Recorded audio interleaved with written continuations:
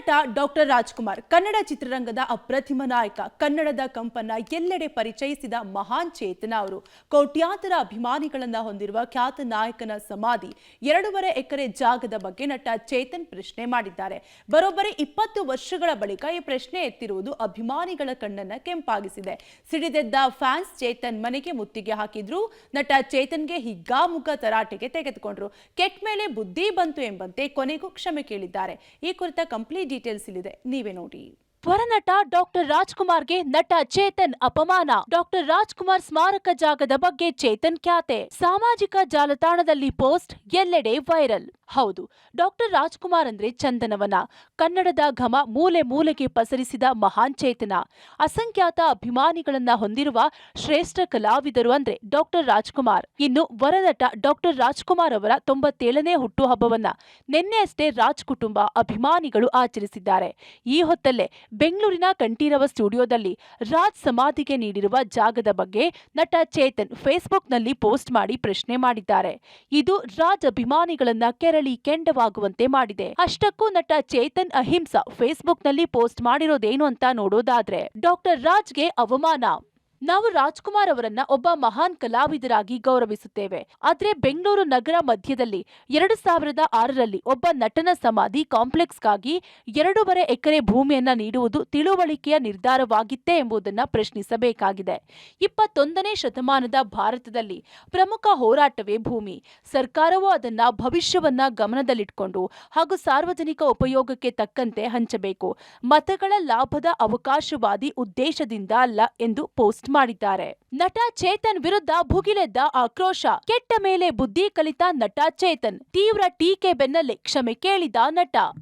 ನಟ ಚೇತನ್ ಮಾಡಿದ ಅದೊಂದು ಪೋಸ್ಟ್ ಅಣ್ಣವರ ಅಭಿಮಾನಿಗಳ ಪಿತ್ತವನ್ನ ನೆತ್ತಿಗೇರಿಸಿತ್ತು. ಮಧ್ಯಾಹ್ನ ಕೂಡ ಕ್ಷಮೆ ಕೇಳುವ ಮಾತೇ ಇಲ್ಲ ಎಂದಿದ್ರು. ಸಿಡಿದೆದ್ದ ಡಾಕ್ಟರ್ ರಾಜ್ಕುಮಾರ್ ಅಭಿಮಾನಿಗಳ ಸಂಘ ಕುಮಾರಕೃಪಾ ರಸ್ತೆಯಲ್ಲಿರುವ ಚೇತನ್ ನಿವಾಸಕ್ಕೆ ಮುತ್ತಿಗೆ ಹಾಕಿ ಭಾರೀ ಹೈಡ್ರಾಮವನ್ನೇ ಸೃಷ್ಟಿಸಿದ್ರು. ಮನೆ ಒಳಗಿದ್ದ ಚೇತನ್ನನ್ನ ಹೊರಗೆ ಬಾರೋ ಎಂದು ಏಕವಚನದಲ್ಲೇ ಸಾರಾ ಗೋವಿಂದು ಆವಾಜ್ ಹಾಕಿದ್ರು. ಈ ವೇಳೆ ಮನೆಯಿಂದ ಹೊರಬಂದ ಚೇತನ್ ಹಾಗೂ ಸಾರಾ ಗೋವಿಂದು ನಡುವೆ ವಾಗ್ವಾದವೇ ಶುರುವಾಗಿತ್ತು. ಸ್ಥಳದಲ್ಲಿದ್ದ ಪೊಲೀಸರು ಪರಿಸ್ಥಿತಿಯನ್ನ ತಿಳಿಗೊಳಿಸಿದ್ರು. ಅಥವಾ ಏನಾದರೂ ಯಾರಿಗಾರು ಅವಹೇಳನ ಮಾಡಿದರೆ ಅದು ಕೂಡ ನಾನು ಕ್ಷಮೆ ಆಚರಣೆ ಮಾಡೋಕ್ಕೆ ನಾನು ಅದನ್ನು ಖಂಡಿತ ಯೋಚನೆ ಮಾಡ್ತಾ ಇದ್ದೆ. ಆದರೆ ಇದು ಒಂದು ಜಾಗೃತಿ ಮೂಡಿಸೋ ಪ್ರಶ್ನೆ. ಇದು ಭಾವನಾತ್ಮಕವಾಗಿ ಅವ್ರಿಗೆ ನೋವಾಗಿದೆ ಅನ್ನೋ ಕಾರಣಕ್ಕೆ ನಾನು ಹೇಳಿರೋದು ತಪ್ಪಲ್ಲ.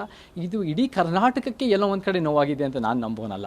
ಇದು ಒಂದು ರೀತಿ ಅನೇಕರಿಗೆ ಇದು ಹೇಳಿದ್ರಲ್ಲಿ ಒಂದು ಸತ್ಯ ಇದೆ. ಇದು ಕೂಡ ನಾವು ಮೆಲ್ಕು ಹಾಕಬೇಕು, ಯೋಚನೆ ಮಾಡಬೇಕಂತ ಹೇಳಿರೋರು ರಾಜ್ಕುಮಾರ್ ಅಭಿಮಾನಿ ಸಂಘ ಅಂತ ಕಟ್ಟಿರೋರು ಮಾತ್ರ ರಾಜ್ಕುಮಾರ್ ಅಭಿಮಾನಿಗಳಲ್ಲ, ನಾವೆಲ್ಲರೂ ರಾಜ್ಕುಮಾರ್ ಅಭಿಮಾನಿಗಳೇ. ನಾನು ಕೂಡ ಯಾರಿಗಾರು ಮನಸ್ಸಿಗೆ ಮತ್ತು ರಾಜ್ಕುಮಾರ್ ಅಭಿಮಾನಿಯವರ ಸಂಘದವರಿಗೆ ಮನಸ್ಸಿಗೆ ನೋವಾಗಿದ್ದರೆ ಅದು ನನ್ನ ಕಡೆಯಿಂದ ನಾನು ವಿಷಾದ ವ್ಯಕ್ತಪಡಿಸ್ತೀನಿ, ನಾನು ಕ್ಷಮೆನೂ ಕೇಳ್ತೀನಿ. ಮತ್ತು ಮುಖ್ಯವಾಗಿ ಯಾರ ಮನಸ್ಸು ನೋವು ಮಾಡೋ ನನ್ನ ಉದ್ದೇಶ ಅಲ್ಲ. ರಾಜ್ಕುಮಾರ್ ಅಭಿಮಾನಿಗಳು ನಾನು ಸಹ. ನಟ ಚೇತನ್ ಒಬ್ಬ ಅವಿವೇಕಿ, ಅವಕಾಶವಾದಿ. ಮತ್ತೊಂದು ಬಾರಿ ಮಾತಾಡಿದ್ರೆ ಗಡಿಪಾರು ಮಾಡಿ. ಹಿರಿಯ ನಿರ್ಮಾಪಕ ಸಾರಾ ಗೋವಿಂದು ಎಚ್ಚರಿಕೆ. ಇನ್ನು ಚೇತನ್ ಮನೆ ಮುಂದೆ ಹೈಡ್ರಾಮಾ ಕ್ರಿಯೇಟ್ ಮಾಡಿ ಕ್ಷಮೆ ಕೇಳಿಸದೆ ಬಿಡಲಿಲ್ಲ ಸಾರಾ ಗೋವಿಂದು. ಅದ್ಯಾವಾಗ ಚೇತನ್ ಕ್ಷಮೆ ಕೇಳಿದ್ದಾರೋ ಬಳಿಕ ಸಾರಾ ಗೋವಿಂದು ತಣ್ಣಗಾದ್ರು. ನಂತರ ಮಾತನಾಡಿದ ಅವರು, ಚೇತನ್ ಒಬ್ಬ ಅವಿವೇಕಿ, ಅವಕಾಶವಾದಿ. ರಾಜ್ಕುಮಾರ್ ಸ್ಮಾರಕಕ್ಕೆ ಜಾಗ ನೀಡಿದ್ದು ತಪ್ಪು ಎಂದಿದ್ದಾನೆ. ರಾಜ್ಕುಮಾರ್ ಬಗ್ಗೆ ಈತನಿಗೆ ಏನ್ ಗೊತ್ತು ಎಂದು ಏಕವಚನದಲ್ಲೇ ವಾಗ್ದಾಳಿ ನಡೆಸಿದ್ರು. ಇತ್ತ ಸಾರ್ವಜನಿಕವಾಗಿ ಕ್ಷಮೆ ಕೇಳಿದ್ರಿಂದ ಸೋಮವಾರದ ಪ್ರತಿಭಟನೆಯನ್ನ ವಾಪಸ್ ಪಡೆದಿದ್ದಾರೆ. ಈ ಚೇತನ್ ಅನ್ನೋ ಒಬ್ಬ ವ್ಯಕ್ತಿ, ನಾನು ಸಮಾಜ ಉದ್ಧಾರ ಮಾಡೋ ದೃಷ್ಟಿಯಲ್ಲಿ ಮಾತಾಡಿದ ಹೊರತು ನಾನು ರಾಜ್ಕುಮಾರ್ ಬಗ್ಗೆ ನಾನು ಮಾತಾಡಿಲ್ಲ. ಅವ್ರ ಬಗ್ಗೆ ಬಹಳ ಗೌರವ ಇದೆ, ಹೀಗೆಲ್ಲ ಮಾತಾಡಿದ್ದೇನೆ. ಅವ್ರು ಮಾಡಿದಂಥ ಹೋರಾಟದಲ್ಲಿ ಇವನು ಹುಟ್ಟೇ ಇರಲಿಲ್ಲ ಮುಟ್ಟಾಳ.